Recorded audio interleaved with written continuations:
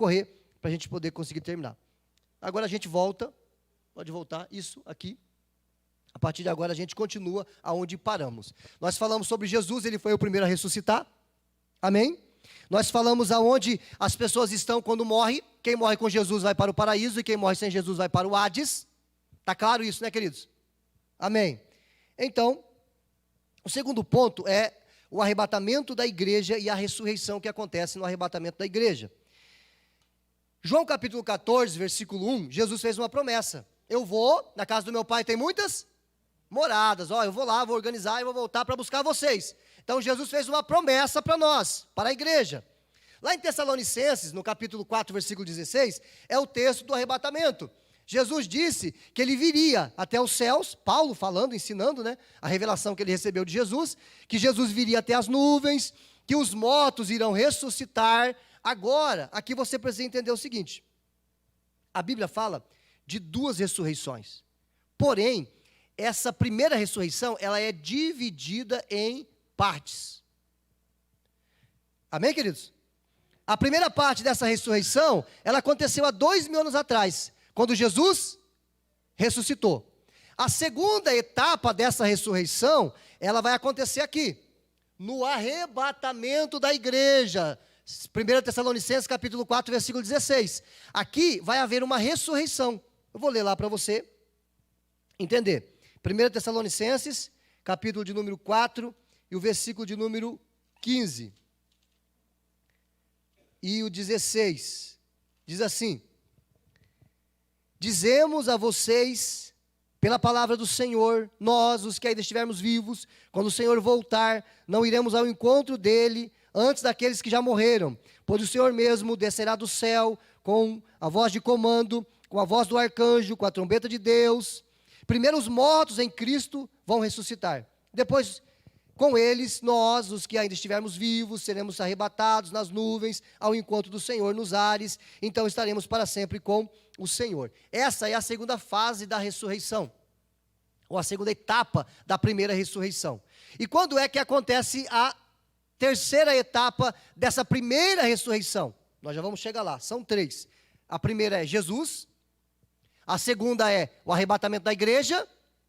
E a terceira, já vamos chegar lá, mas antes vamos ler isso aqui, que é muito importante. 1 Coríntios, capítulo 15, e o versículo de número 12. Ache na sua Bíblia, manuseie a Bíblia. Capítulo 15, versículo 12. Olha só o que diz aqui. Preste bem atenção. É uma leitura longa, eu vou tentar resumir aqui para você. Pois bem, se proclamamos que Cristo ressuscitou dos mortos, por que alguns de vocês afirmam não haver ressurreição dos mortos? Pois se não existe ressurreição dos mortos, Cristo não ressuscitou. E se Cristo não ressuscitou, nossa pregação é inútil, e a fé que vocês têm também é inútil. Então estamos todos mentindo a respeito de Deus, pois afirmamos que Ele ressuscitou a Cristo. Mas, se não existe ressurreição dos mortos, isso não pode ser verdade. E se não existe ressurreição dos mortos, então Cristo também não ressuscitou. E se Cristo não ressuscitou, a fé que vocês têm é inútil, e vocês ainda estão em seus pecados. Ou seja, se Jesus não ressuscitou, estamos perdidos. Nesse caso, todos que adormeceram ou morreram, crendo em Cristo, estão perdidos. Se nossa esperança em Cristo vale apenas para esta vida, somos os mais indignos de pena, ou os mais dignos de pena em todo o mundo. Numa versão que eu gosto, diz assim: se esperamos em Cristo somente nesta vida, somos os mais miseráveis de todos os homens. Mas Cristo, de fato, ressuscitou dos mortos. Amém? Cristo, de fato, ressuscitou dos mortos. Ele é o primeiro fruto. Ele é a primícia. É aquele primeiro ponto que eu falei. Jesus é o primeiro a ressuscitar. Ele é o primeiro fruto da colheita de todos que adormeceram. Uma vez que a morte entrou no mundo por meio de um único homem, Adão, agora a ressurreição dos mortos começou por meio de um só homem, Jesus. Assim como todos morrem em Adão, todos que são de Cristo recebem a nova vida. Mas essa ressurreição tem uma sequência. Essa ressurreição tem uma sequência. Vamos entender qual é essa sequência. Cristo ressuscitou como o primeiro fruto da colheita. E depois todos os que são de Cristo, quando ele voltar, no arrebatamento da igreja. Então, o texto está dizendo que a primeira ressurreição, ela acontece em etapas. Amém, amados?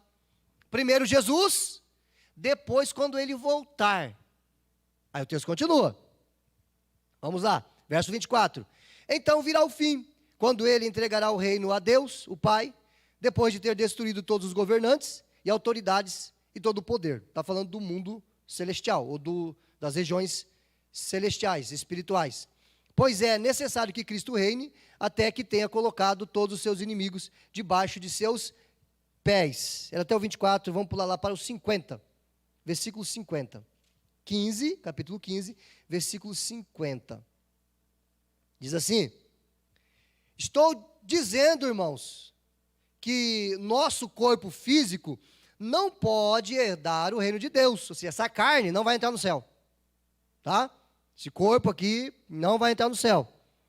É isso que Paulo está dizendo. Estou dizendo, irmãos, que nosso corpo físico não pode herdar o reino de Deus. Este corpo mortal não pode herdar aquilo que durará para sempre. Mas eu lhes revelarei um segredo maravilhoso. Nem todos dormiremos ou morreremos, mas todos seremos transformados. Como assim?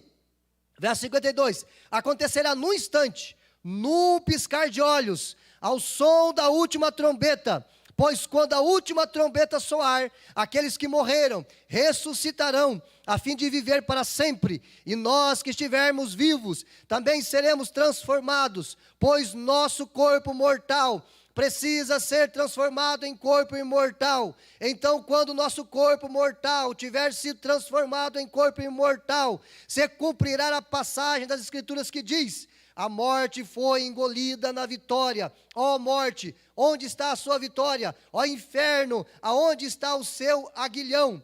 O pecado é o aguilhão da morte, que nos fere, e a lei é o que torna o pecado mais forte. Mas graças a Deus que nos dá vitória sobre o pecado e sobre a morte, por meio de nosso Senhor Jesus Cristo. Portanto, meus amados irmãos, sejam fortes e firmes, trabalhem sempre para o Senhor, com entusiasmo, pois vocês sabem que nada do que fazem para o Senhor é inútil. Amém? Esse texto me dá esperança. Esse texto que Paulo está citando aqui, 1 Coríntios 15, e o texto de Tessalonicenses, que são palavras do apóstolo Paulo, está falando da mesma coisa. No arrebatamento, Jesus vem até as nuvens, e os mortos vão ressuscitar. O corpo que está debaixo da terra, que está decomposto, que às vezes está só o pó, que não existe nada mais, vai ser glorificado, será um corpo glorificado, semelhante ao corpo de Jesus. E nós, os vivos, seremos transformados. Esse corpo de carne não pode entrar no céu. Amém? Mas seremos glorificados e estaremos para sempre com o Senhor.